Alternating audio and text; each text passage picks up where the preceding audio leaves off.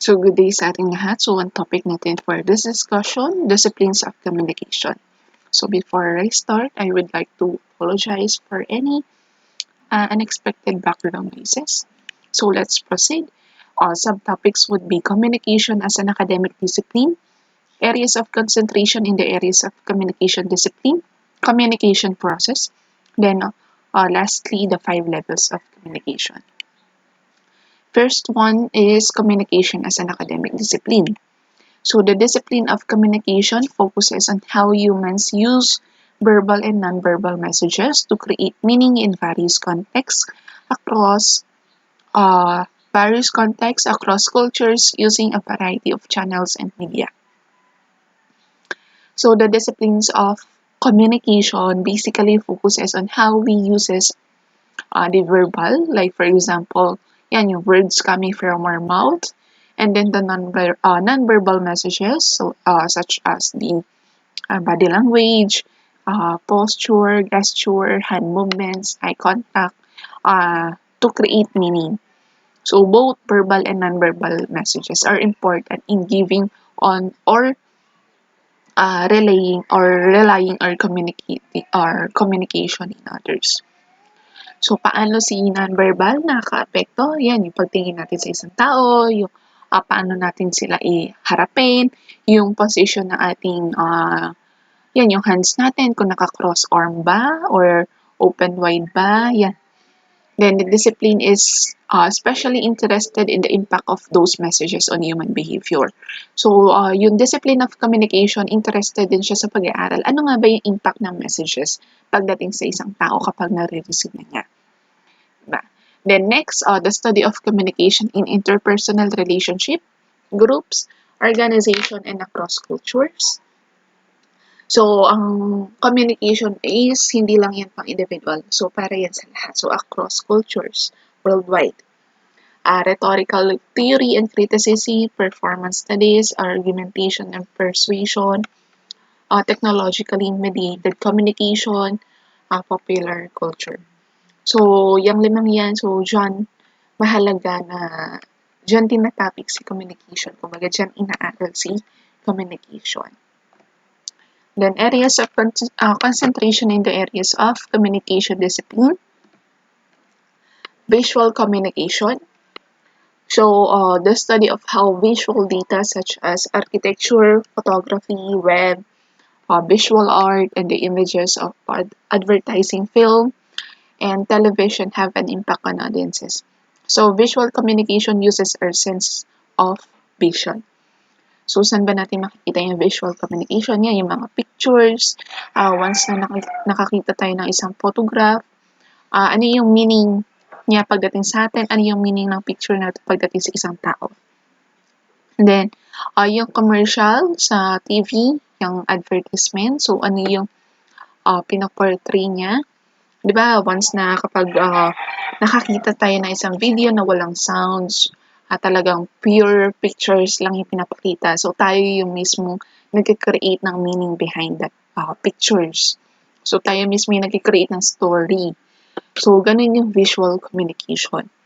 Then, classroom and training communication, study of communication in the classroom and other pedagogical contexts. So, si teacher and students, ano yung way of communication nila, and then vice versa. Then, lalo na kung si teacher na-assign sa isang SPED class, so syempre, pag nasa SPED class, so na ang mga nag-aaral doon ay merong special needs.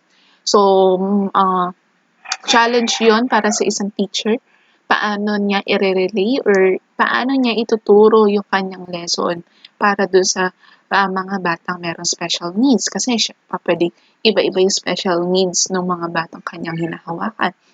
So, syempre, kailangan ma-relay ng teacher yung kanyang lesson ng maayos at ng naiintindihan ng kanyang klase. The next, communication theory. So, the study of principles that account for the impact of communication in human social interaction. So, the flow chart of communication theory is the sender, then we have the message, then the message, paano natin yan i-relay? So, that's the medium. Then, receiver, so, Then the interpretation. So once na na-receive ni receiver yung message coming from the sender, si receiver mag-i-interpret. Then once na na-interpret niya, ano yung impact ng meaning na yon sa kanyang sarili, sa sarili ng receiver. Naging negative ba? Naging positive ba? So, yun yung communication theory. Electronic media. So, the study of radio, television, media technology, and web design with streaming audio and video. So, as time goes by, so ang ating electronic media nag-i-improve.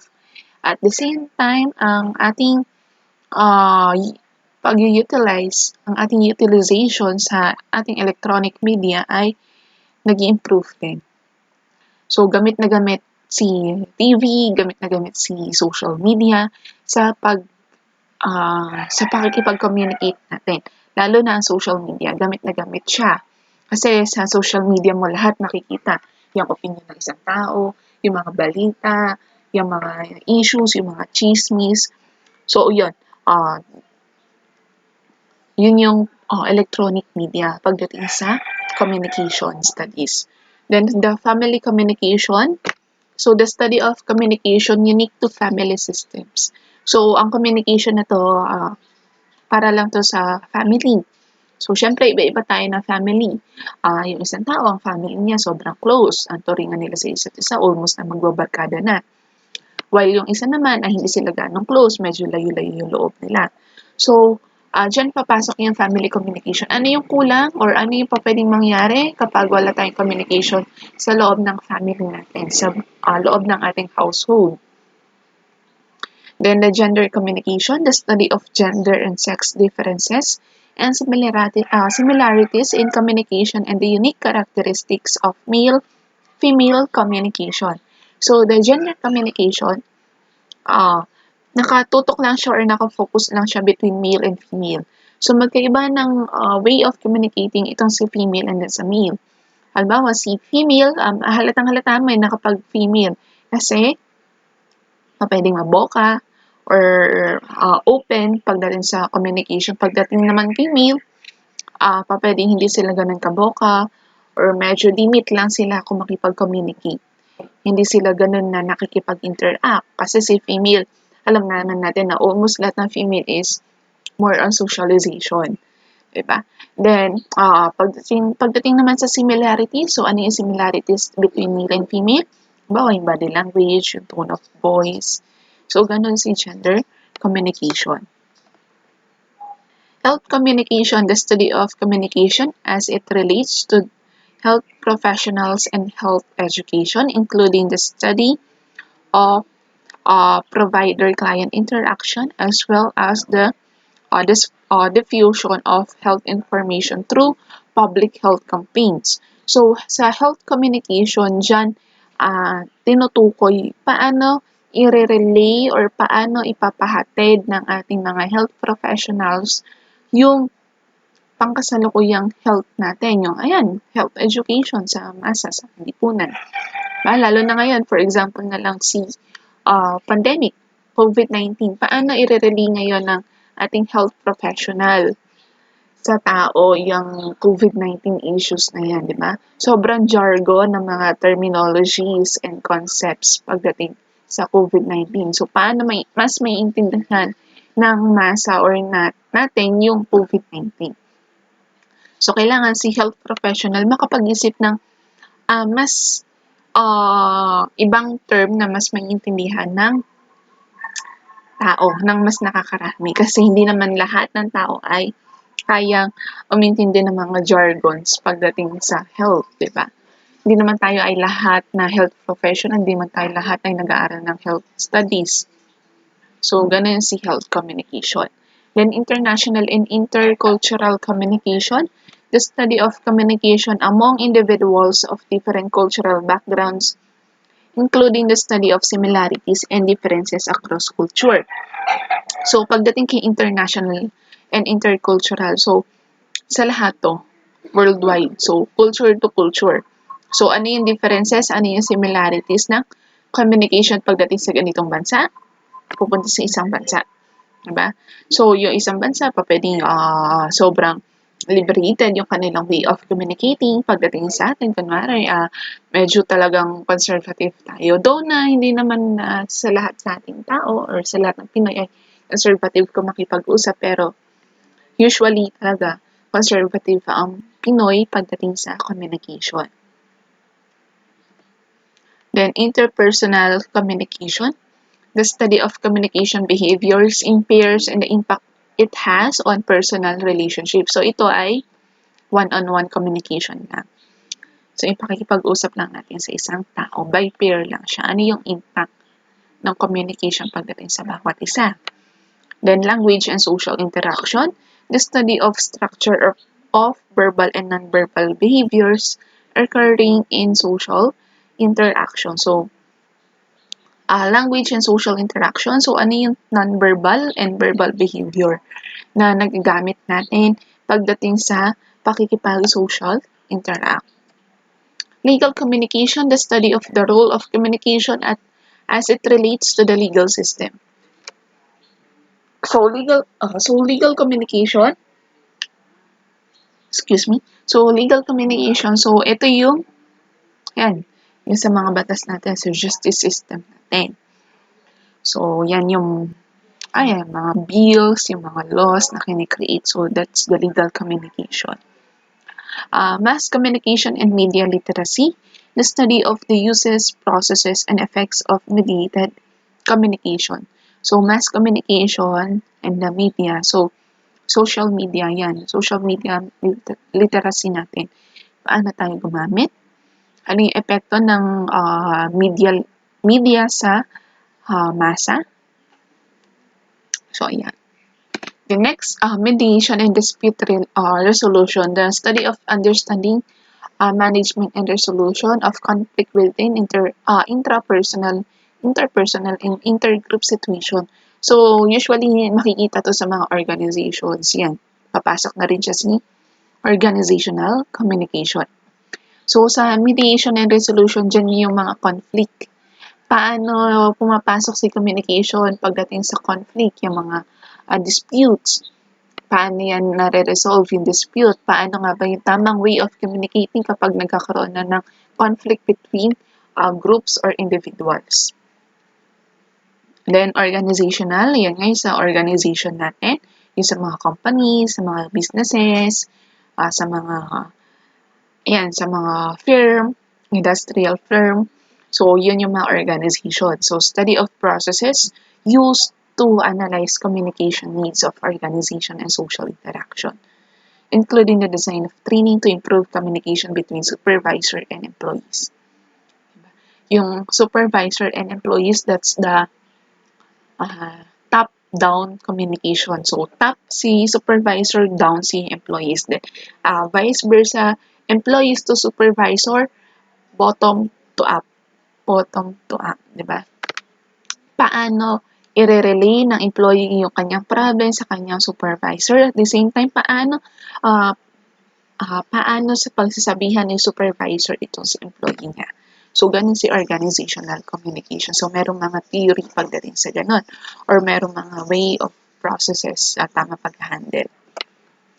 Then, performance studies, the study of how performers, text, audience, and context interact to create a performance. Yan, yung performance study. Bawa yung mga theater. Then, political communication, the study of role communication plays in political system. Public address, the study of speakers and speeches, including the historical and social context of platforms, campaigns, and movements. So, political communication, yan, politics. Yung mga politicians natin, paano nila tayo kino-communicate? Paano nila pinapahayag yung mga plataforma natin, lalo na ngayon, timely. Malapit na yung ating next elections dito sa Philippines. So, that's 2022 local and national elections. So, paano yung politicians natin ang bola para sa ating lipunan? Yung mga plataforma nila paano nila ipapahayag? Paano nila tayo ihikayatin na sila yung iboboto natin? So, yun yung political communication, yun yung inaaral, yung campaigns and movements. Then public relations, the study of management of communication between an organization and its audiences. So public relations, so yan, meron tayong public speaker. So paano i-relay ni public speaker yung message pagdating sa audience. Then rhetorical criticism, the study of principles that account for the impact of human communication between speaker and audience. Rhetoric is essentially the study of how communication affects our understanding. So, rhetorical criticism. So, ito pagpasok ng communication in terms ng pag-criticize. So, pag-criticize sa sa isang issue. Then, paano natin naunawaan yung criticism na yun. Then, lastly, last slide, risk and crisis communication. The study of how government agencies and organizations assess and manage risk and crisis situations, and how they communicate the nature of crisis to stakeholders and members of the public. So, si public meron niyang karapatan na malaman kung ano yung risk and then the crisis na nangyayari sa ating paligid. So, si government, role niya or layunin niya or responsibilidad niya na maipahayag yung risk and crisis na nangyayari sa atin. Kasi karapatan nga ng public natin na malaman yun. So, halimbawa, tayo ay nalulugi, so karapatan natin na malaman yun. Ito si government, responsibilidad niya na ipaalam yun sa atin. Mamaya, nababankrupt na tayo, palubog na sa Pilipinas, susugurin na tayo ng ibang terorista. So, karapatan natin malaman yun. Kailangan natin malaman.